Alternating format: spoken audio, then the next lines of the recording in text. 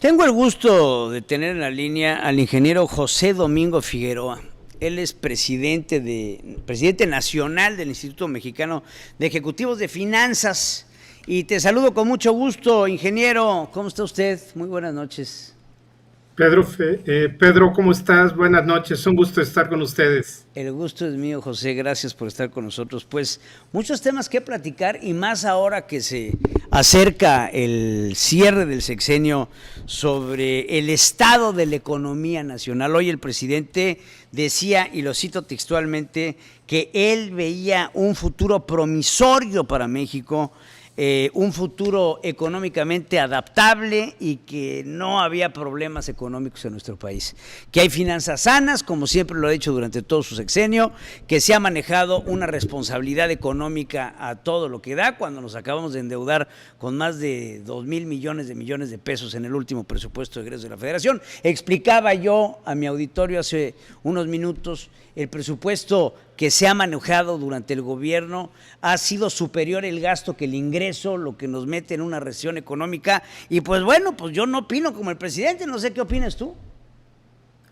Mira, Pedro, lo que estamos observando es que traíamos un déficit de los últimos años de alrededor del 2,83% hasta el año 2023. Y para este año de 2024, pues el déficit está planteándose en 4,9, situación que nos preocupa obviamente. Sin embargo, hay que tomar en cuenta que el gobierno está considerando que va a reducir ese déficit para el 2025 alrededor del 2,1. Sin embargo, todos sabemos que cuando un déficit se incrementa de manera importante, es muy difícil reducirlo para los próximos años de manera inmediata. El último presidente que dejó un déficit de ese tamaño, pues quiero decir que fue Miguel de la Madrid, que pasó por 5 crisis económicas gravísimas, que al igual que López Obrador impuso precios de garantía, ahora que se le volvió a ocurrir la idea al presidente de poner los precios de garantía, vemos similitudes en manejos económicos arcaicos que, como también trataba de explicarle al auditorio, hay muchos elementos hoy en la economía que no existían en 1988 y que hoy son parte de la economía y que tienen que ser tomados en cuenta, y se ha convertido en esto en una ecuación cada vez más complicada. Pero pensar que México puede salir adelante de un 4,9% de déficit a un 2,1% de déficit en un año, pues es un engañatontos. Este déficit del 4,9 en realidad complica las finanzas públicas para los siguientes años. Es nuestra visión, y es donde tendríamos que tener cuidado porque hay gastos que se etiquetan.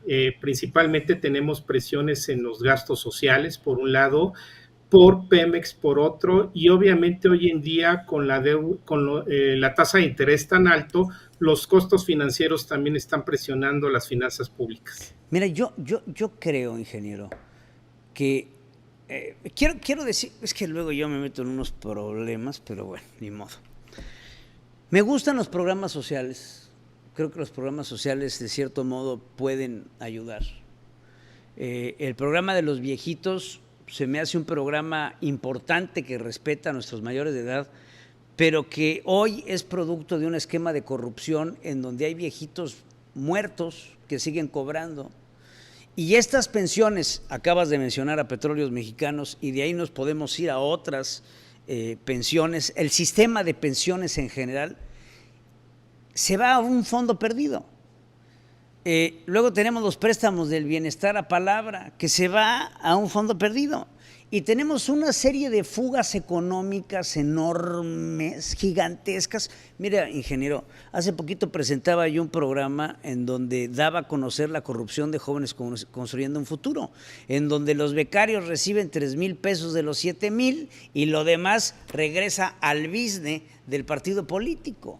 Entonces, hoy le sumo a eso que en nuestro gasto, que es responsabilidad de la Cámara de Diputados, el elaborarlo y es responsabilidad del Ejecutivo el ejercerlo, el sobreejercicio del gasto público es irresponsable, porque estamos gastando mucho más de lo que tenemos y estamos sacándole, creo que demasiadas rayas a la cebra sobre las líneas de crédito que tenemos los mexicanos, que va a llegar un momento que nos van a comer los intereses. O yo me estoy imaginando cosas. Sí, yo creo que hay una oportunidad muy importante hacia adelante en ejercer de mejor forma los gastos de las finanzas públicas. Es importante reconocer que hay 4 conductores muy importantes para poder combatir uno de los principales problemas de nuestro país, que es la pobreza y la desigualdad. Dentro de nuestro instituto vemos que estos 4 conductores importantes es un Estado de Derecho sólido, las condiciones para poder invertir en el país, pero hay 2 muy importantes, que es un sistema de salud de calidad y alcance de todos y una educación enfocada a la nueva economía, esto es, a la nueva economía de los intangibles, de los modelos disruptivos de negocios y de la era digital. Esa es la parte por donde tenemos que ir como país para poder combatir esta desigualdad y pobreza que tiene nuestro país. Pero imagínate, te puedo decir, José, espero, sí, claro. ingeniero, imagínate tú que nuestro sistema de educación no toma, haz de cuenta que estabas viendo mi noticiero al principio, yo les decía, hoy las empresas más importantes del mundo se basan en intangibles. Si tú te vas a los activos de Google, no representan ni el 1% del valor de la empresa. Y sobre todo son intangibles que no se devalúan como estos activos que tenemos nosotros aquí, que estamos acostumbrados que en las empresas los activos de la empresa tienen un proceso de devaluación. No existe todo eso en el mundo digital, que eso es una variable importantísima. Mientras tanto, nuestros modelos educativos nos dicen que lo que hay que incentivar, parte de lo etiquetado en nuestra economía, es una refinería de 2 bocas que iba a empezar a refinar petróleo hace 25 días y que no ha refinado ni un solo barril de gasolina, y que no solamente eso, cuando uno como gobierno quiere tomar en serio una decisión de un proyecto como esto, tiene que ser un proyecto redituable a 100 años. Y tenemos nosotros una agenda ecológica 2036 o 34, 35, en donde los autos ya son eléctricos. Te doy un dato, Pedro. En 1975, el valor de las principales empresas a nivel mundial se distribuía en un 15% de intangibles y un 85% de tangibles. Hoy en día, el 90% de las principales empresas a nivel mundial se explican por sus intangibles y tan solo un 10% por sus tangibles. Esto quiere decir que hoy en día, como bien dijiste, estamos viviendo una economía de los intangibles, del capital intelectual, de los modelos disruptivos de negocios. Y por allá tiene que ir nuestra educación para poder aprovechar esta oportunidad a nivel mundial.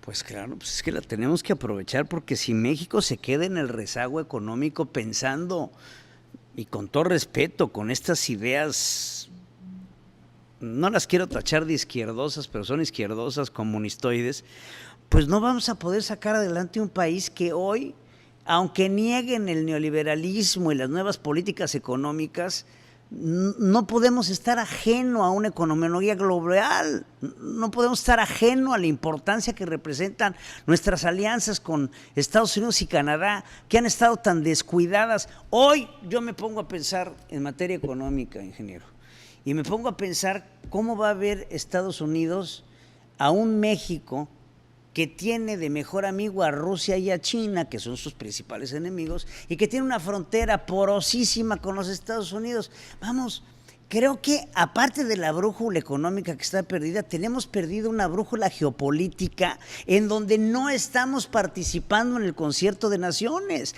Ayer el presidente se le lanzó duro y lo tupido al comisionado de la ONU de Derechos Humanos. Hay brújulas importantes que política, social y económicamente van en conjunto, y estos están en el Triángulo de las Bermudas.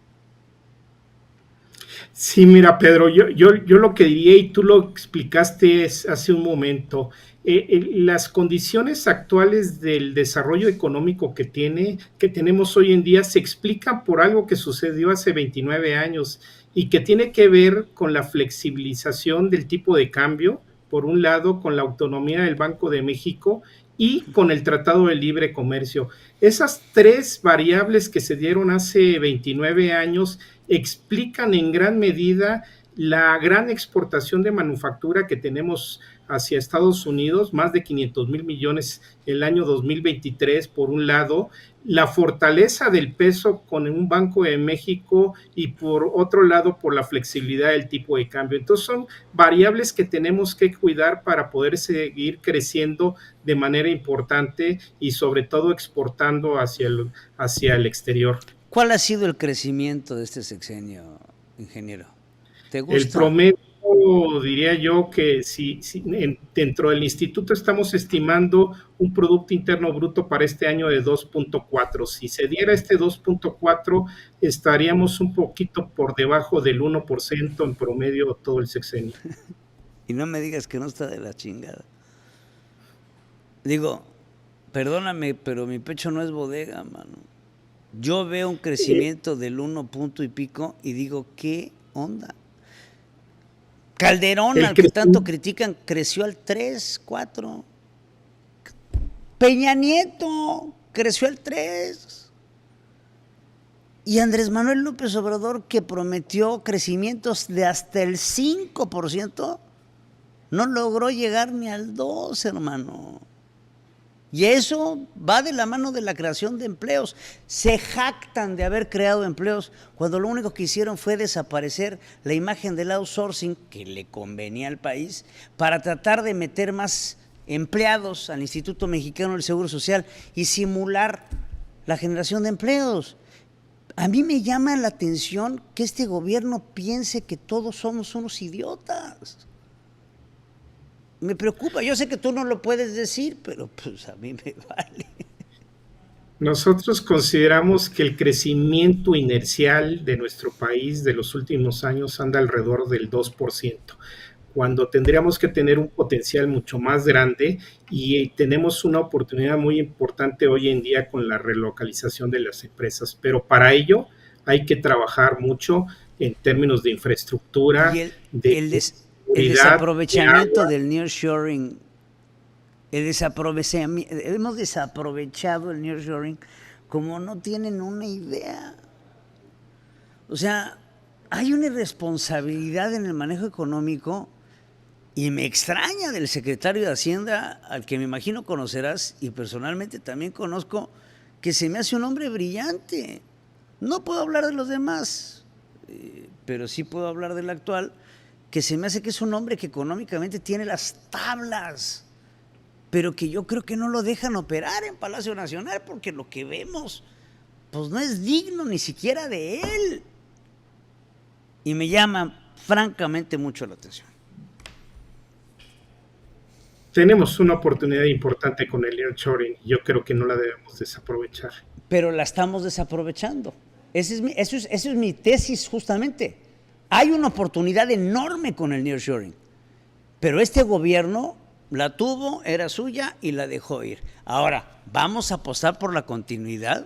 ¿Vamos a apostar por seguir este nearshoring? Y no te pido un posicionamiento político, pero si México no aprovecha el nearshoring y no aprovecha las oportunidades de crecimiento que tenemos con nuestros aliados naturales, entonces vamos a tener un problema, porque simplemente el pensar en hacer un tratado comercial que ya tenemos con China o con Rusia encarece el producto en un porcentaje incomparable, nada más por los traslados.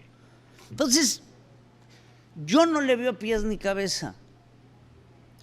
Yo creo que esta oportunidad del nearshoring es muy importante y muchas veces creemos que por nuestra cercanía con Estados Unidos es una oportunidad solo para nosotros, y no es así. Países asiáticos lo están aprovechando de mejor forma, como Vietnam, por ejemplo, y en ese sentido creemos que tenemos que ponernos a trabajar, sobre todo aprovechando la cercanía y por lo tanto desarrollando la infraestructura necesaria, pues para que se aproveche al 100% esta oportunidad. Ahora, ¿qué opinas de lo que dijo ayer el presidente, que dice que no va a ir a la reunión de los 3 amigos?